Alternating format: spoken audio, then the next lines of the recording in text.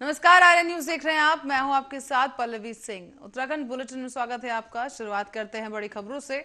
बता दें कि आज दिल्ली में बढ़ती महंगाई को लेकर एक व्यापक प्रदर्शन देखने को मिला है। यहाँ आपको बता दें कि पूरे देश भर में कांग्रेस की तरफ से यह देशव्यापी प्रदर्शन हुआ है और आज दिल्ली में महंगाई, बढ़ती हुई बेरोजगारी, अन्यायपूर्ण जीएसटी और अग्निपथ के खिलाफ राहुल गांधी, प्रियंका गांधी और सोनिया गांधी के नेतृत्व में एआईसीसी मुख्यालय से प्रधानमंत्री आवास कूच किया गया। यहां पर पुलिस ने तमाम कांग्रेसी कार्यकर्ताओं और नेताओं को रोका और इसी बीच आपको बता दें कि कांग्रेस के वरिष्ठ नेता हरीश रावत को मुख्यालय के बाहर ही बैरिकेडिंग लगाकर रोक दिया गया। साथ ही साथ हरीश रावत को गिरफ्तार कर नजफगढ़ थाने ले जाया गया है। तो वहीं हरीश रावत ने कहा कि महंगाई से करोड़ों लोगों के दिल में चोट लग रही है, नौजवानों के भविष्य में चोट लग रही है और कोई बात नहीं, अगर हमें चोट लग भी जाए हम उससे सहन करने के लिए तैयार हैं, भले ही हमें मार दें, लेकिन महंगाई और बढ़ती बेरोजगारी के खिलाफ जंग जारी रहेगी। तानाशाही हुकूमत को इन्हीं हौसलों से डर लगता है, इसीलिए ये जंग जारी रहेगी। साथ ही आपको बताते चलें कि हरीश रावत ने कहा कि कांग्रेस के नेताओं और कांग्रेस जनों को कैद कर सकते हैं, लेकिन इनकी बुलंद आवाजों को कैद नहीं कर पाओगे।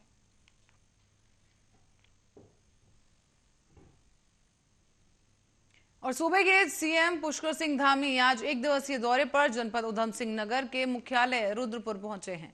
यहां उन्होंने दुग्ध मूल्यांकन और प्रोत्साहन योजना कार्यक्रम में उपस्थित जनसमूह को संबोधित किया। साथ ही साथ उन्होंने कहा कि उनकी सरकार किसानों की आय को दोगुना करने में लगी है, जिससे किसानों को किसी भी प्रकार की दिक्कत ना हो पाए। इसके बाद सीएम धामी ने रुद्रपुर स्थित कलेक्ट्रेट कार्यालय में राष्ट्रीय अध्यक्ष जेपी नड्डा से वीडियो कॉन्फ्रेंसिंग के माध्यम से संवाद किया। सीएम पुष्कर सिंह धामी ने प्रधानमंत्री के किसान सम्मान निधि का जिस तरीके से उत्तराखंड के किसानों को लाभ मिल रहा है, उस योजना की भी जमकर तारीफ की।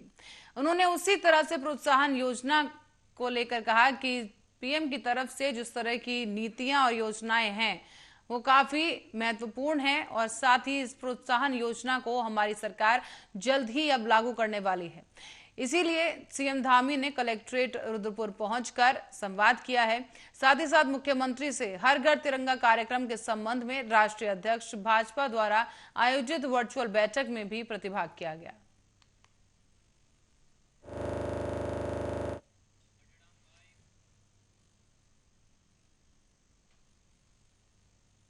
और नर्सिंग अधिकारी के 2621 पदों पर भर्ती की मांग को लेकर एलिंग वेलफेयर की नर्सेस फाउंडेशन का धरना दूसरे दिन भी आज जारी रहा है। इस मामले में एसोसिएशन के पदाधिकारियों ने 5 दिन के भीतर मामले में ठोस कार्रवाई नहीं होने पर भूख हड़ताल करने की भी चेतावनी दे डाली। दरअसल आपको बता दें कि आज बुद्ध पार्क में धरने पर बैठे एसोसिएशन के प्रदेश अध्यक्ष बबलू ने कहा है कि 12 दिसंबर 2020 को सरकार ने नर्सिंग अधिकारी के 2621 पदों पर भर्ती निकाली थी, लेकिन 2 साल बाद भी मामले में अभी तक कोई ठोस कार्रवाई नहीं की गई है। इससे स्टाफ नर्सों में रोष उत्पन्न हो गया है और इस मामले को शासन प्रशासन के सामने उठाया जा चुका है, लेकिन मामले में कोई भी ठोस कार्रवाई अब तक नहीं हो पाई है। इसी में एसोसिएशन के पदाधिकारियों ने कहा कि 5 दिन के भीतर इस मामले में नियमावली जारी नहीं की गई तो भूख हड़ताल शुरू कर दी जाएगी। अभी तक सरकार ने हमारी कोई बात नहीं सुनी है। मैं बबीता रानी हूँ। मैं सुशीला तिवारी में पिछले 3 सालों से कार्यरत हूँ नर्सिंग ऑफिसर के पद पर। तो जैसे कि ये टॉपिक इतना नया नहीं है, इसे डिटेल में बताने की जरूरत नहीं है। ये पिछले 2 सालों से लंबा खिंचता हुआ आ रहा है। जो हमारी विज्ञप्ति पिछले 2 साल पहले निकली थी वो अभी तक पूरी नहीं हुई है। उसको इतना ज़्यादा विलम्ब हो रहा है, लेकिन उसका अभी तक हमें कोई भी रीज़न पता नहीं चला है कि वो विलम्ब क्यों हो रहा है। कितने बच्चे यहाँ ऐसे हैं जिनके माँ बापों ने उन्हें, मेरे खुद के मम्मी पापा ने हमें लोन लेके हमारे कोर्स कराए हैं। लोन लेके जो लोन उनका अभी तक वो चुकाते आ रहे हैं, किस्तें उसकी अभी तक भरते आ रहे हैं। बड़ी मुश्किल से लोन पिछले 10 सालों में कंप्लीट हो पाया है। ऐसे कितने लोग हैं जो इतने ज़्यादा पैसे वाले नहीं हैं, माँ बाप उनको है। आज हमें यहाँ धरने पे बैठे हुए 5वां दिन है और हमारी एक ही मांग है। जो 12 दिसंबर 2020 2 साल पहले जो नर्सिंग की भर्ती निकली थी वो आज तक लंबित पड़ी हुई है। सरकार के कान में जूं तक नहीं रही है। सरकार इस भर्ती को, मुझे नहीं लगता कि सरकार इस भर्ती को करना चाह रही है, क्योंकि सरकार को अगर ये भर्ती करनी होती तो 2 साल से ऐसे इस तरीके से लंबित नहीं पड़ी होती। 10 की 10 की भर्ती पड़ी हुई है। इस भर्ती में जरा सा भी काम नहीं हुआ। क्यों सरकार, हम ये जानना चाह रहे हैं कि क्यों सरकार इस भर्ती को नहीं कर रही है। हमारे बाद अभी एएनएम की भर्ती आई, उसको पूरा क्लियर कर दिया गया। मतलब मैं ये जानना चाहता हूँ सरकार से कि नर्सिंग अधिकारियों की इस भर्ती को रोकने का उनका मकसद क्या है। क्या सरकार को हमसे कोई पर्सनल। और अब रुक करते हैं लाल कुआं की तरफ, जहां से खबर सामने आई है कि उत्तराखंड में अनुसूचित जाति आयोग के उपाध्यक्ष पीसी गोरखा ने आयोजित की गई एक प्रेस वार्ता में पत्रकारों से बातचीत की। उन्होंने कहा कि उत्तराखंड अनुसूचित जाति आयोग के द्वारा दलित उत्पीड़न के मामले में लगातार कार्रवाई की जा रही है। साथ ही ये भी कहा गया है कि आयोग के पास दलित उत्पीड़न के 26 मामले सामने आए हैं। इनमें से केवल 6 मामलों में ही चार्जशीट दाखिल कर गिरफ्तारी की गई है। साथ ही ये भी कहा गया है कि आयोग के द्वारा प्रदेश में अब तक 75 लाख रुपए की मुआवजा धनराशि गरीबों को सरकार से दिलवाई गई है। उन्होंने कहा है कि दलित उत्पीड़न किसी भी रूप में बर्दाश्त नहीं किया जाएगा। साथ ही केंद्र और राज्य सरकार की ओर से गरीब और अनुसूचित जाति के लोगों के लिए कई योजनाएं संचालित की जा रही हैं, लेकिन प्रचार और प्रसार के अभाव में लोगों को इनका लाभ नहीं मिल पा रहा। साथ ही ये भी कहा गया है इस दौरान कि पुलिस थानों, तहसील कार्यालयों में दलित की बातों को सुना नहीं जा रहा। लगातार जमीनों के बड़े हुए जो रेट हैं और इसी के साथ ही अधिकारी चुप बैठे हैं। और उन्होंने कहा कि अनुसूचित जाति आयोग को लोग अपनी शिकायत भेज सकते हैं, जिस पर तुरंत ही कार्रवाई की जाएगी। जाति आयोग का कर्तव्य है कि वो समाज के उन दीनहीन गरीब लोगों को जो उस कैटेगरी में आते हैं, उनके साथ जो अन्याय होता है उसको अगर कोई भी व्यक्ति उस पर आवाज़ उठाता है, उसका समाधान कराने का महत्वपूर्ण जो जिम्मेदारी होती है वो आयोग की होती है। इसी के साथ साथ जिस तरह से न्याय मिलने में बहुत दिक्कत होती है, अनुसूचित जाति के लोगों का प्रताड़ित किया जाता है, थानों में उनकी सुनवाई नहीं होती है, तहसीलों में नहीं होती है, ज़मीन के मामले लंबित पड़े हुए होते हैं, अपराध इतने ज़्यादा बढ़ गए हैं उनके खिलाफ कि उनको न्याय नहीं मिल पाता। ऐसी परिस्थिति में आयोग तत्काल कार्रवाई करने का। लालकुआं में एक बार फिर से पुलिस कर्मियों ने इंसानियत का परिचय देते हुए सड़क हादसे में गंभीर रूप से घायल हुए 2 लोगों को उपचार दिलाने में मदद की है। कोतवाली पुलिस कर्मियों के द्वारा मात्र 3 मिनट में ही मौके पर पहुंचकर इस हादसे में घायल दोनों लोगों को उपचार दिलाकर उनकी जान बचाई गई। बता दें आपको कि इधर कोतवाली में तैनात दोनों पुलिस कर्मियों की इस कार्रवाई की हर कोई सराहना कर रहा है। मिली जानकारी के अनुसार बीती रात लगभग 8 बजे कोतवाली क्षेत्र के वीआईपी गेट के पास पुलिस चेक पोस्ट के पास हल्द्वानी की ओर से आ रही 2 बाइक सवार अनियंत्रित होकर गंभीर रूप से घायल हो गए। दोनों घायल बाइक सवार काफी देर तक सड़क किनारे पड़े रहे, लेकिन इस बीच किसी व्यक्ति ने हादसे की सूचना 112 नंबर पर दी। सूचना पर कोतवाली पुलिस में तैनात कांस्टेबल तरुण मेहता और कांस्टेबल जितेंद्र बिष्ट को सूचना मिलते ही वो मात्र 3 मिनट पे घटनास्थल पर पहुंचे और इन दोनों घायलों की जान बचाई गई।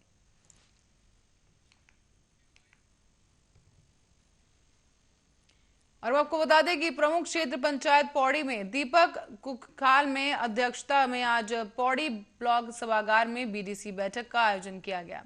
इस अवसर पर जिलाधिकारी डॉक्टर विजय कुमार जोगदंडे और मुख्य विकास अधिकारी अपूर्वा पांडे समेत जनप्रतिनिधि और विभिन्न विभागों के अधिकारियों के साथ साथ बीडीसी बैठक में प्रतिभाग किया गया। उन्होंने समस्त अधिकारियों को निर्देशित किया कि आगामी बैठकों में उपस्थित होने के साथ ही पूरी तैयारी के साथ आए।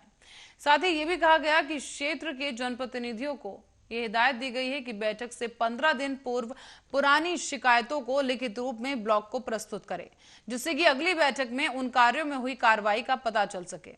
इस दौरान बीडीसी बैठक में पीएमजीएसवाई, परिवहन विभाग, लोनीवी की अधिकतर शिकायतें प्राप्त हुई हैं।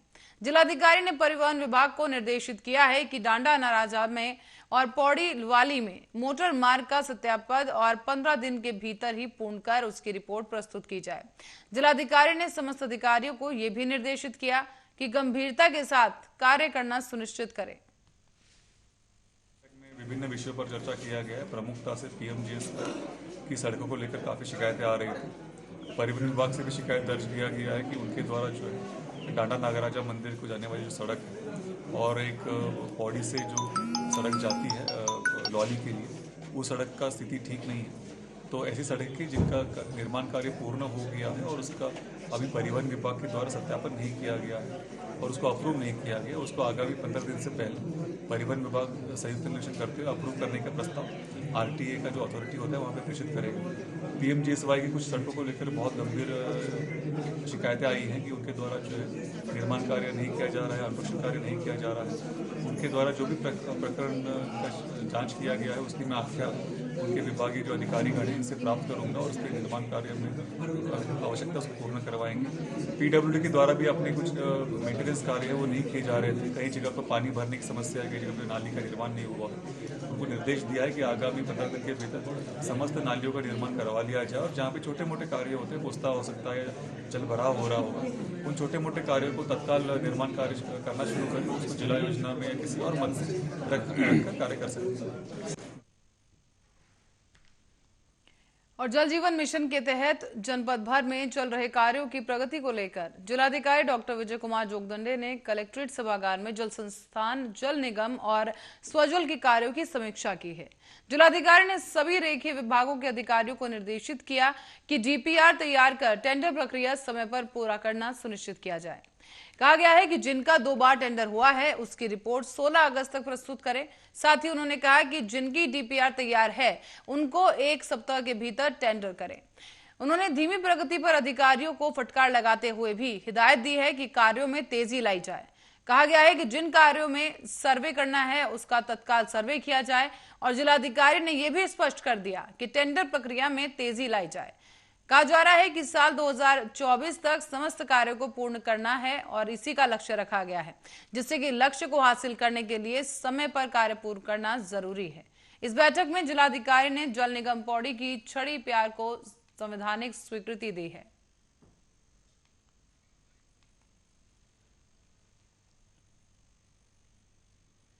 और अग्निवीर भर्ती रैली की तैयारियों को लेकर जिलाधिकारी डॉक्टर विजय कुमार जोगदंडे ने राष्ट्रीय सूचना विज्ञान केंद्र एनआईसी के सभी रेखीय विभागों की समीक्षा की। समीक्षा बैठक में जिलाधिकारी ने सभी संबंधित अधिकारियों को निर्देश दिए हैं कि अग्निवीर भर्ती रैली तैयारी को लेकर आगामी 8 अगस्त तक प्लान तैयार कर उसकी रिपोर्ट प्रस्तुत की जाए। भर्ती के दौरान अभ्यर्थियों को दलालों से बचाने के लिए जिलाधिकारी ने पुलिस विभाग के अधिकारियों को खुफिया टीमें तैयार करने के निर्देश दिए हैं। जिलाधिकारी ने कहा कि भर्ती केंद्र पर भर्ती प्रक्रिया 19 अगस्त को सुबह 3 बजे से शुरू हो जाएगी और इसी वजह से उन्होंने सभी संबंधित अधिकारियों को भर्ती स्थल पर तमाम व्यवस्थाएं समय पर पूरी करने के निर्देश दिए हैं। बताते चले आपको कि जिलाधिकारी ने अग्निवीर भर्ती रैली की तैयारियों की समीक्षा बैठक में कहा कि आगामी 19 से 31 अगस्त तक चलने वाली इस भर्ती रैली में गढ़वाल मंडल के 7 जनपदों के अभ्यर्थी प्रतिभाग करेंगे। भर्ती रैली में सुरक्षा के पुख्ता इंतजाम हो और इसी के लिए उन्होंने पुलिस विभाग के अधिकारियों को अतिरिक्त पुलिस बल की मांग को लेकर संबंधित रिपोर्ट उपलब्ध कराने के लिए कहा है, ताकि शासन स्तर पर वार्ता कर समय से अतिरिक्त पुलिस की उपलब्धता हो सके।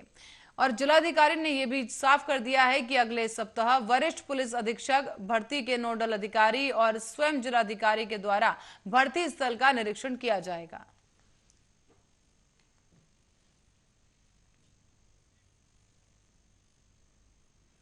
और अब खबर है पौड़ी से, जहां पर प्रमुख क्षेत्र पंचायत पौड़ी दीपक खुगशाल की अध्यक्षता में आज पौड़ी ब्लॉक सभागार में बीडीसी की बैठक आयोजित की गई। इसी अवसर पर जिलाधिकारी विजय कुमार जोगदंडे भी मौजूद रहे और मुख्य विकास अधिकारी अपूर्वा पांडे और जनप्रतिनिधि और विभागीय अधिकारियों के साथ बीडीसी बैठक में प्रतिभाग किया गया। उन्होंने समस्त अधिकारियों को निर्देशित किया है कि आगामी बैठक में उपस्थित होने के साथ ही पूरी तैयारी के साथ आएं। साथ ही साथ उन्होंने क्षेत्र के जनप्रतिनिधियों को कहा है कि बैठक से 15 दिन पहले पुरानी शिकायतों को लिखित रूप में ब्लॉक को प्रस्तुत किया जाए, जिससे कि अगली बैठक में उन कार्यों की कार्यवाही का पता चल सके। इस दौरान बीडीसी बैठक में पीएमजीएसवाई परिवहन विभाग लोनीवी की अधिकतर शिकायतें प्राप्त हुई और जिलाधिकारी ने परिवहन विभाग को निर्देशित किया है कि डांडा, नागराजा और पौड़ी लवाली मोटर मार्ग का सत्यापन 15 दिन के भीतर पूरा किया जाए और उसकी रिपोर्ट सामने रखी जाए। जिलाधिकारी ने समस्त अधिकारियों को निर्देशित भी किया है कि गंभीरता के साथ कार्य करना सुनिश्चित किया जाए। जिन विभागों की शिकायत बैठक में आई है उसे समय से पूरा करना और उस समस्या का समाधान 15 दिन में पूर्ण करते हुए जिलाधिकारी कार्यालय को रिपोर्ट प्रस्तुत करने के निर्देश दिए गए। कहा गया है कि किसी भी विभाग के द्वारा समय पर रिपोर्ट अगर नहीं आती है तो संबंधित विभाग के खिलाफ कार्रवाई अमल में लाई जाएगी।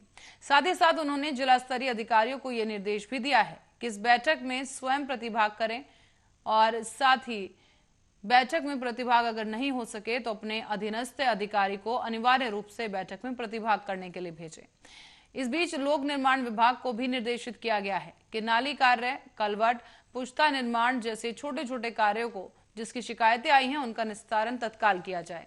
साथ ही साथ उन्होंने समस्त अधिकारियों को निर्देशित किया कि जो भी निर्माण कार्य क्षेत्र में चल रहे हैं उसका समय समय पर निरीक्षण किया जाए और कार्य की प्रगति में तेजी लाई जाए, जिससे कि लोगों को उसका लाभ समय पर मिल सके। सभी निर्वाचक नामावलियों का पुनरीक्षण कार्य किया जाएगा। इस विशेष पुनरीक्षण कार्य का शुभारंभ जो है 4 अगस्त से प्रारंभ हो रहा है। उसके संबंध में जानकारी देने के लिए आज सभी पॉलिटिकल पार्टी के प्रतिनिधिगण थे। आज की इस बैठक में विशेष रूप से कांग्रेस जनपद स्तरीय जिलाध्यक्ष हैं उनके द्वारा प्रतिभाग किया गया। भारतीय जनता पार्टी के जिलाध्यक्ष और उपाध्यक्ष थे उनके द्वारा प्रतिभाग किया गया और आम आदमी पार्टी के पदाधिकारी जो थे जिलाध्यक्ष और प्रदेश सचिव इनके द्वारा प्रतिभाग किया गया है। सभी पार्टियों को इस विशेष पुनरीक्षण अभियान के जो तिथियां हैं उसके बारे में जानकारी दिया गया है। इस अभियान के दौरान जो बूथों पर एक बार भौतिक रूप से सत्यापन करना है और जिन बूथों पे नाम परिवर्तन या बूथों पे भवन परिवर्तन करवानी है तो उसके बारे में। और पौड़ी को हर घर तिरंगा कार्यक्रम के अंतर्गत राजकीय पॉलिटेक्निक पौड़ी के छात्रों के द्वारा एक रैली और घर घर जागरूकता अभियान चलाया गया है। रैली कृषि भवन से प्रारंभ होकर पेट्रोल पंप तक निकाली गई और क्रमिकों और छात्रों के द्वारा घर घर जाकर तिरंगा फहराते हुए स्थानीय लोगों को जागरूक किया गया है। इस कार्यक्रम में संस्था प्रधानाचार्य श्रीमती पूजा चौहान, सोमनाथ टोडरिया और अम्बरीश कुमार सैनी समेत विजय कुमार, राजीव सिंह समेत संस्थान के तमाम छात्र उपस्थित रहे।